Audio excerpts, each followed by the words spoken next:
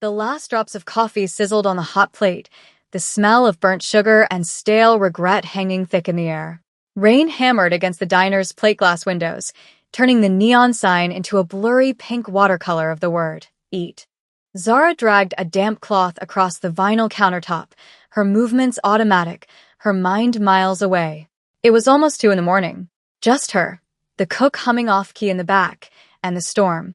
Her feet ached in her worn-out sneakers, a deep, resonant throb that had become the soundtrack to her life. The light orange of her uniform dress felt flimsy against the night's chill, a stark contrast to the starchy, white apron tied tight around her waist. The bell above the door chimed, a tinny, cheerful sound at odds with the men who entered. There were 3 of them, moving with a synchronized silence that sucked the air out of the room. They brought the cold and the wet with them, their expensive shoes, leaving dark prints on the checkered linoleum. 2 were built like brick walls in black suits, their eyes scanning the empty diner with a predatory stillness. But it was the man in the middle who held the room's gravity. He wore a charcoal suit that was so perfectly tailored it seemed less like fabric and more like a second skin, molded to the lean, hard lines of his body. It was Tom Ford. She recognized the cut from a magazine she'd flipped through once on her break. He didn't look at her, not at first. His attention was on the way the rain distorted the city lights, his profile sharp and unforgiving. His dark hair was slicked back from his forehead, and as he finally turned, his eyes found hers. They were dark, so dark they seemed to absorb the diner's weak light, and they held an unnerving, absolute calm. He moved like the world owed him space, and the world, it seemed, agreed. Zara straightened her spine, her professionalism a thin shield against the sudden tension. "Table or booth?" she asked, her voice steady. The man in the center gestured to a booth in the corner, the one with the torn vinyl seat she usually steered customers away from. He slid in, his men taking the opposite side, facing the door. They were his guards, his soldiers. Her mind, usually occupied with tuition fees and late rent, suddenly felt very small and very naive. She grabbed 3 menus, her hands feeling clumsy. She set them on the table, along with glasses of water. The central man never took his eyes off her. It wasn't a leer, nothing so crude. It was an assessment, a quiet and total inventory of her existence. She felt stripped bare under that gaze, from the fraying hem of her dress to the exhaustion she knew was plain on her face. "Coffee," he said. His voice was a low baritone, smooth and quiet, yet it carried the weight of command. "No, please. No, thank you. Just the order." "And for you?" she asked, turning to the other 2. They just stared at her, their expressions blank. The boss made a small, almost imperceptible motion with his hand, and they remained silent. "Just 3 coffees," he clarified, his gaze unwavering. Zara nodded and retreated to the counter, her back prickling with the feeling of being watched. She poured the coffee, her hands shaking just slightly. She told herself it was the caffeine, the late hour. It was a lie. This was different. This was danger, polished and bespoke, sitting in her corner booth. She brought the mugs over. As she leaned in to place his cup on the table, one of the men on the other side made a guttural sound, clutching his stomach and lurching forward. "Water," he gasped, knocking his own glass to the floor. It shattered, the sound unnaturally loud in the quiet diner. "I'll get it," Zara said instantly, her training kicking in. She knelt to pick up the larger shards of glass, her focus entirely on the mess. It was a simple, effective distraction. For a single, fluid second, her back was to the man in the charcoal suit. In that second, he moved. His hand was a pale blur, a surgeon's motion, quick and precise. It dipped into the large pocket of her apron where she kept her tips, her keys, and her worn leather wallet. He lifted it without a sound, without disturbing the fabric. It was an act of impossible grace, a theft so clean it might, as well have been magic. He settled back against the vinyl, the wallet concealed in his palm, his expression unchanged. By the time she had swept up the glass and brought of fresh water, the moment was gone. The man who had feigned sickness was sitting up straight again, his face a stony mask. She refilled his glass, her senses on high alert, but she couldn't pinpoint why. They drank their coffee in silence.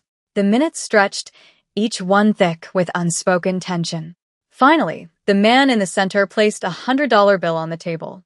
It was crisp, new. Far too much for 3 coffees. He slid out of the booth, his men rising with him.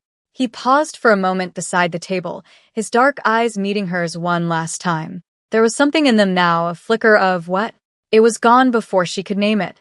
Then they were gone, the bell chiming their exit, leaving only the scent of rain, expensive cologne, and a silence that felt heavier than before. Zara let out a breath she hadn't realized she was holding. She cleared the table, her hands moving quickly, eager to erase their presence. She pocketed the $100 bill, a small thrill of relief cutting through her unease. It would cover her bus pass for the month, with plenty left over. An hour later, her shift was over. She untied her apron, hung it on its hook, and grabbed her worn coat. Yawning, she reached into her coat pocket for her wallet to get her bus fare. It wasn't there. A knot of cold dread formed in her stomach. She checked her other pocket. Nothing. Frantically, she remembered. Her apron. She had put her wallet in her apron pocket at the start of her shift because the pocket in her dress had a hole. She ran back to the hook, her heart starting to pound. She plunged her hand into the apron's deep pocket. It was empty. Panic, cold and sharp, seized her. Everything was in that wallet. Her ID. The $74 she'd scraped together for the electric bill. And the photo. The one thing she owned that was irreplaceable. She sank onto a stool, her head in her hands. It had to have been them. The distraction, the weird silence, the intense way he had watched her. It was a setup. But why? Why would men like that, in suits that cost more than her rent, steal a waitress's cheap wallet? Her mind raced. She couldn't call the police. What would she say? Some rich guys in suits stole her wallet? They'd laugh at her. She was stranded, moneyless, and utterly alone. That was when she saw it. A long, black sedan, impossibly sleek, had pulled up to the curb outside the diner. It was the kind of car that belonged in movies, not outside a greasy spoon at 3 a.m.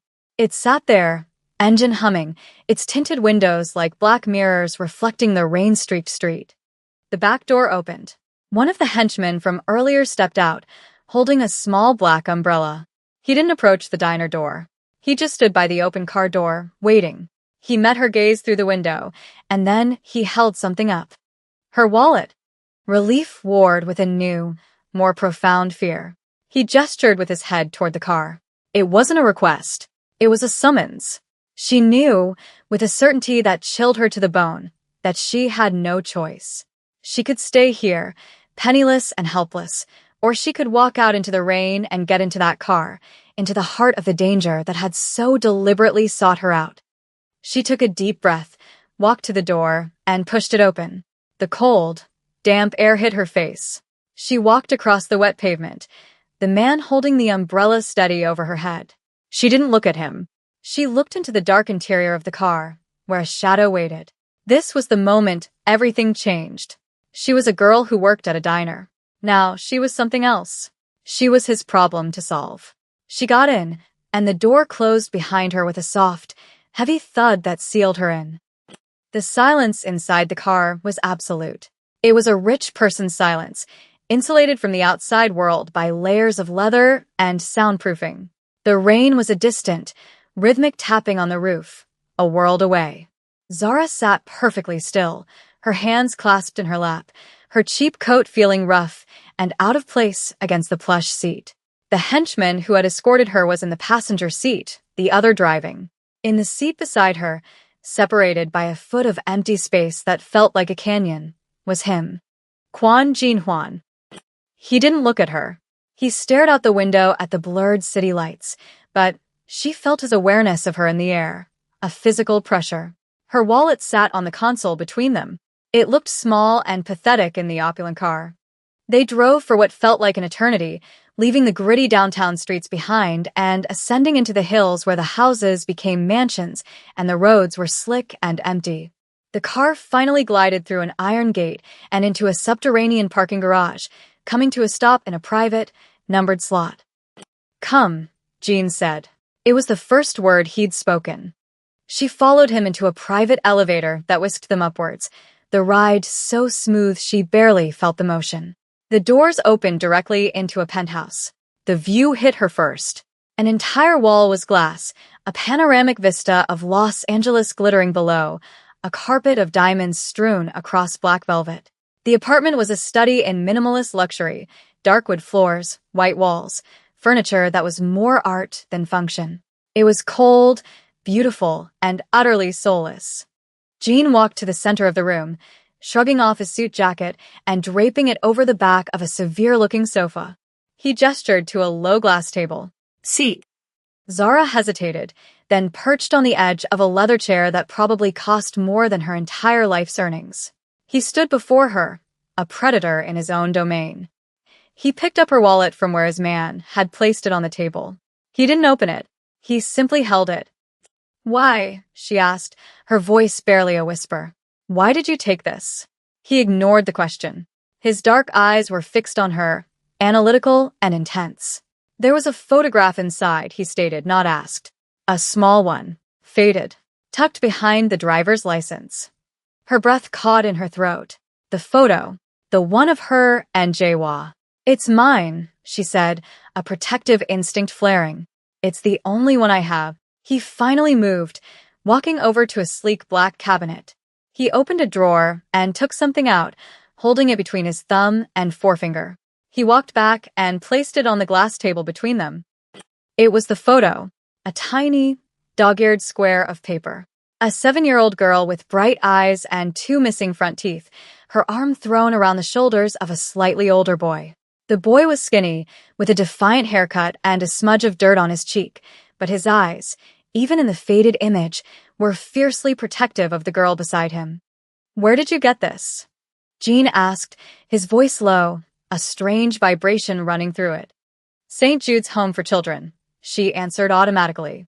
"It was taken the week before he was adopted. His name was Jae-wha. He was my best friend." The silence that followed was so profound she could hear her own heartbeat. Jean stared down at the photo, his jaw tight. When he looked up, the mask was gone. For a fleeting second, she saw not the terrifying man in the suit, but the lonely, fierce boy from the picture. The look in his eyes was one of raw, unguarded pain. "They told me you were placed with a family a month after I left," he said, his voice rough. "They said you were happy, safe." Zara's mind struggled to connect the dots. The boy in the photo, the man in front of her, the name. It was impossible. Jae-wha, she whispered, the name feeling foreign and sacred on her tongue after 15 years. He gave a sharp, humorless nod. "My name is Kwon Jin-hwan now." He looked away from her, toward the window, toward the sprawling city he had clearly conquered. "The family that adopted me, they weren't what they seemed. They were part of this." He gestured vaguely at the opulent room, at the life it represented. "They didn't want a son. They wanted an heir, one they could mold, one they could break and rebuild in their own image." His wound was suddenly laid bare. The vulnerability he kept hidden under layers of Tom Ford suits and lethal stillness. It wasn't just a lost childhood. It was a betrayal that had forged him into this man. He had been taken from the one person who represented home, and he could never go back for her. He had failed to protect her. As the weight of his confession settled between them, his phone buzzed on the table. He glanced at the screen, and his entire demeanor shifted in an instant. The wounded boy vanished, and the cold, tactical leader returned. He answered, speaking in rapid, low Korean. Zara didn't understand the words, but she understood the tone. It was lethal. He ended the call and looked at her, his eyes hard again. "There's a problem. A rival family, the choice. They believe they've found a vulnerability. They're watching me." His gaze was pointed, leaving no doubt as to what, or who, that vulnerability was. "You can't leave. Now that you've been seen with me, now that you're in here, leaving is a death sentence. They will assume you know something. They will take you to get to me." The danger she had only sensed before was now explicit, a tangible threat that filled the room. Her world had shrunk to the 4 walls of this glass cage. He turned his back to her, walking toward a panel in the wall. "I have to make a call. Stay here." He disappeared into another room, leaving the door slightly ajar. She was alone. Her mind screamed at her to run. The front door was right there. She could take the elevator, flee into the night, and never look back. It was her one chance to escape this nightmare. She stood up, her legs trembling, and took a step toward the door. But she stopped. She thought of the boy in the photo. Jaewa. He was still in there, buried beneath the ice and steel of Quan Jin Huan. He had stolen her wallet not for money, but to find a ghost. To confirm a hope he must have carried for 15 years. And now his world was threatening to swallow her whole, but it was also threatening him. Leaving him now felt like a second abandonment. She made a deliberate choice. She walked to the heavy front door, her heart pounding a frantic rhythm against her ribs. With a decisive click, she slid the deadbolt into place. She didn't run. She stayed. When Jean emerged from the other room minutes later, his face was a grim mask. He stopped short when he saw her standing by the door, his eyes dropping to the locked deadbolt. He looked back at her, and the silence stretched, thick with unspoken questions. He didn't ask why she'd done it. He didn't have to. He just nodded, a slow, deliberate motion. For the first time, he said her name, and it sounded different from how anyone else had ever said it. It wasn't the casual call of a customer or the tired sigh of her landlord. He said it like a word he had been holding on the tip of his tongue for a decade and a half, a forgotten prayer suddenly remembered. Zara. The choice were relentless. Jin's organization called them jackals, scavengers who grew bold when they smelled blood. And Jean, by bringing a civilian into his penthouse, had shown them a wound. They didn't know who Zara was, not yet. They only knew she was new, unprotected, a soft target. "We have to move you," Jean announced 2 days later. He had been a ghost in his own home, consumed by hush phone calls and meetings with men whose faces were carved from stone. Zara had been confined to the penthouse, a gilded cage where the only entertainment was watching the city breathe below. "Move me where?" she asked, folding her arms across her chest. The orange diner dress had been replaced by simple, comfortable clothes one of his men had delivered, a black sweater and jeans that fit surprisingly well. A safe house. Here, you are a symbol. There, you will be a secret. The transfer was meant to be discreet. A nondescript sedan in the middle of the afternoon rush hour. No motorcad, no arriesgarse. Just Jean, Zara, and a driver. It was a calculated risk, an attempt to slip through the city's arteries unnoticed. The jackals were waiting. They were 3 blocks from the penthouse when a black SUV slammed into their side, the shriek of metal on metal, a deafening scream. The world became a violent, spinning chaos of shattered glass and jolting impacts. Zara was thrown against the door, her head cracking against the window. Before she could even register the pain, Jin's body was covering hers. He moved with a brutal efficiency, his weight a solid, living shield, tucking her head down as the car screeched to a halt. "Stay down," he roared, the command cutting through the ringing in her ears. The sharp crack of gunfire erupted around them. Bullets pinged against the car's armored body. Jean drew a sleek, black handgun from inside his jacket, his movements fluid and terrifyingly calm. He returned fire through the shattered back window, each shot a deliberate, measured punctuation mark in the symphony of violence. The smell of gunpowder and hot metal filled the car. It was suffocating. Zara could feel the tension in Jin's muscles, the heat of his body pressed against hers. In the middle of a firefight, surrounded by death, she had never felt more protected. He was a creature of this element, moving through violence like it was a language he was born speaking. It was over in less than a minute. The return fire stopped. Jean slowly lifted himself off her, his eyes scanning the street, his gun still raised. "They're gone," he said, his voice tight. Their driver was slumped over the wheel, a dark stain spreading across his shirt. The SUV that hit them was already peeling away, disappearing into traffic. It was only then that Zara saw the blood. A dark red slash on the sleeve of his white shirt, just below the shoulder. "You're hit," she breathed. "It's a graze," he dismissed, his focus already on their next move. He opened his door, pulling her out with him. "We go on foot." Now. He led them through a labyrinth of back alleys, his pace fast and urgent. The adrenaline coursing through Zara's veins kept her moving, her earlier head injury a dull throb. They emerged into a different neighborhood, one of brick warehouses and quiet streets. He led her to an unmarked steel door and punched a code into a keypad. The safe house was the opposite of the penthouse. It was Spartan functional. A small kitchen, a bed, a table. It was a concrete box designed for survival, not comfort.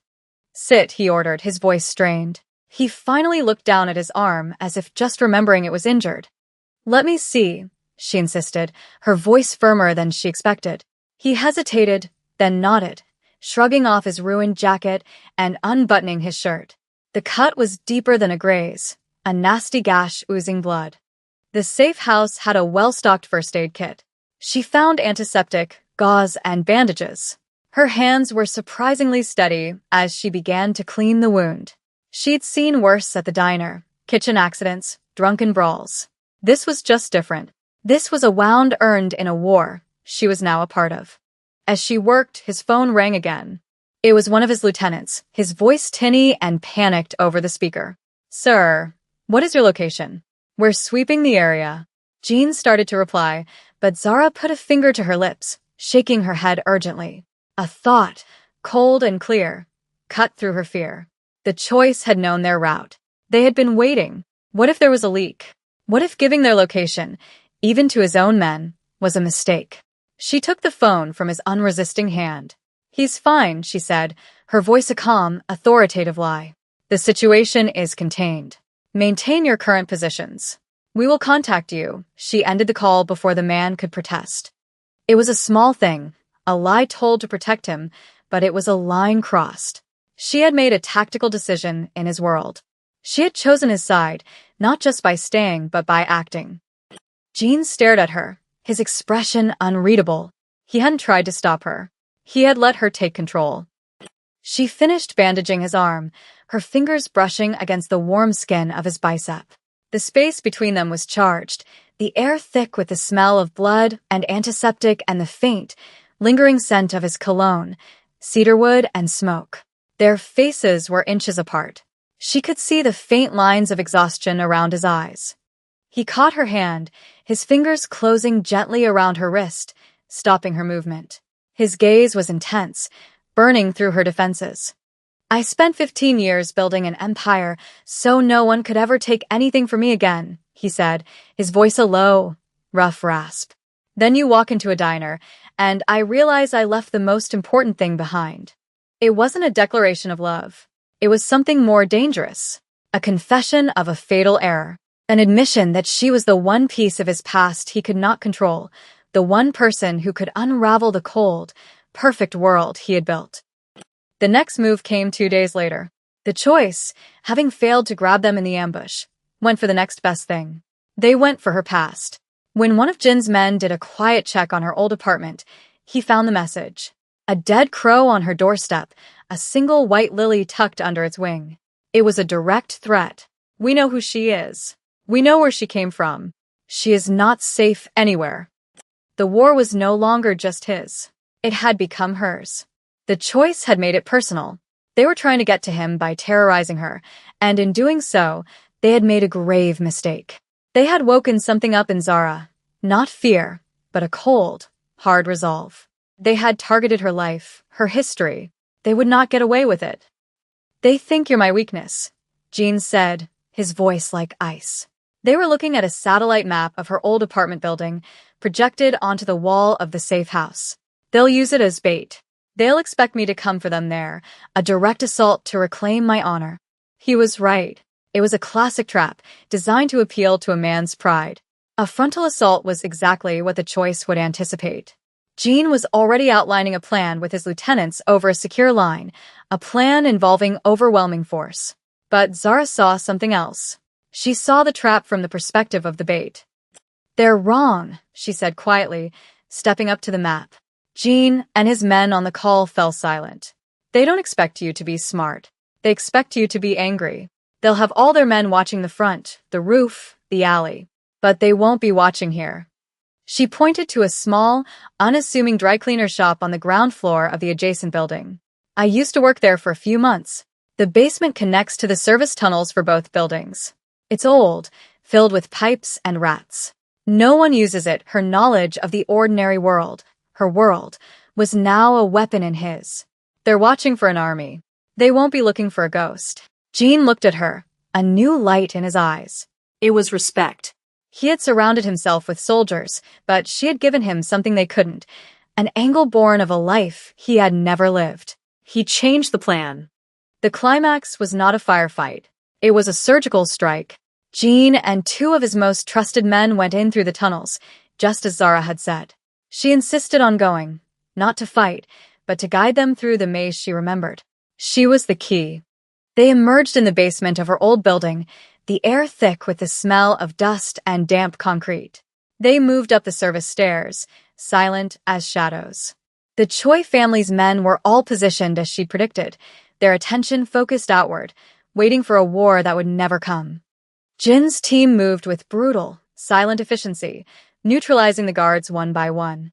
But in the chaos, one of the Choi soldiers, hearing a faint noise, doubled back.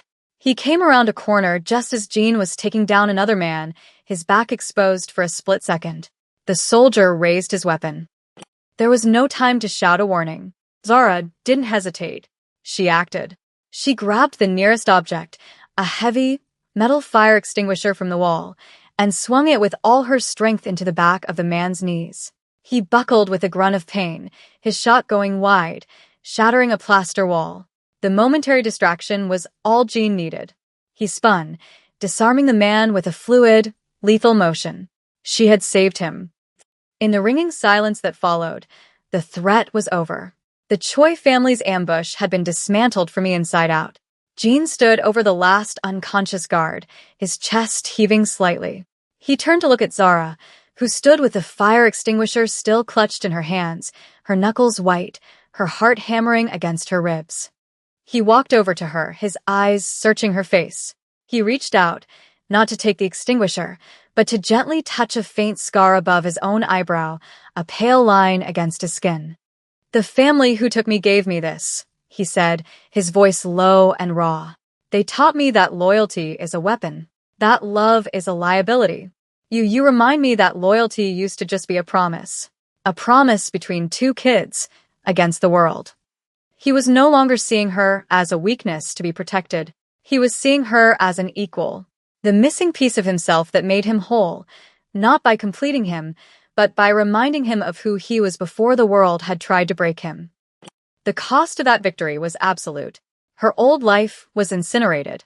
The diner, the apartment, the quiet, desperate dream of a normal future, all of it was ash. There was no going back. To choose him was to choose this life of shadows and violence, forever. They stood in the penthouse once more. The rain had stopped. The city was a quiet, glittering spectacle below. Jean stood by the window, looking down at the empire he commanded. Zara came to stand beside him, their reflections captured in the dark glass.